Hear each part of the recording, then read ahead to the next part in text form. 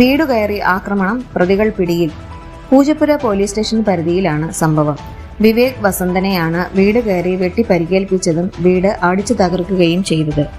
Perikavu പ്രാരം saint Jude നഗറിൽ RS ഭവനിൽ ഷാജഹാൻ മകൻ ഷമീർ 24 വയസ്സ്, വിളവൂർക്കൽ പെരികാവ് വേലൻവിളാകം മട്ടുപ്പാവിൽ ബാബു മകൻ ചിന്നൂസ് എന്ന വിളിപ്പേരുള്ള വിനീഷ് 24 വയസ്സ്, തൃക്കണ്ണാപുരം ഞാലിക്കോണം പുതുവൽ പുത്തൻ വീട്ടിൽ മഹേന്ദ്രൻ മകൻ ശ്രീകുട്ടൻ എന്ന വിളിപ്പേരുള്ള ഗോകുൽ മഹേന്ദ്രൻ 23 വയസ്സ് എന്നിവരെയാണ് പൂജപ്പുര പോലീസ് അറസ്റ്റ് ചെയ്തത്.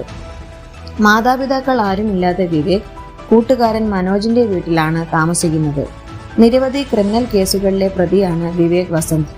പിടിക്കപ്പെട്ട പ്രതികളും നിരവധി ക്രിമിനൽ കേസുകളിലെ പ്രതികളാണ്. വിവേകും പിടിക്കപ്പെട്ട പ്രതികളും പരസ്പരം ഫോൺ ചെയ്യുകയും ഒന്നും രണ്ടും പറഞ്ഞ് വഴക്കുണ്ടാക്കുകയും ചെയ്തതിന്റെ പ്രതികാരമാണ് പ്രതികൾ ഈ ആക്രമണം നടത്തിയത് എന്നാണ് പ്രാഥമികമായ വിവരം. പിടിക്കപ്പെട്ട ഷമീർ കഞ്ചാവ് കേസിൽ ജയിൽ ശിക്ഷ അനുഭവിച്ച ആളാണ്. CI ശ്രീജിത്ത്, SI ഷാനവാസ്, സന്തോഷ് കുമാർ, CPOമാരായ അനുരാഗ്, ഉദയൻ, സന്തോഷ് എന്നിവർ ചേർന്നാണ് പ്രതികളെ അറസ്റ്റ് ചെയ്തത്. അറസ്റ്റ് ചെയ്ത പ്രതികളെ ഇന്ന് കോടതിയിൽ ഹാജരാക്കും.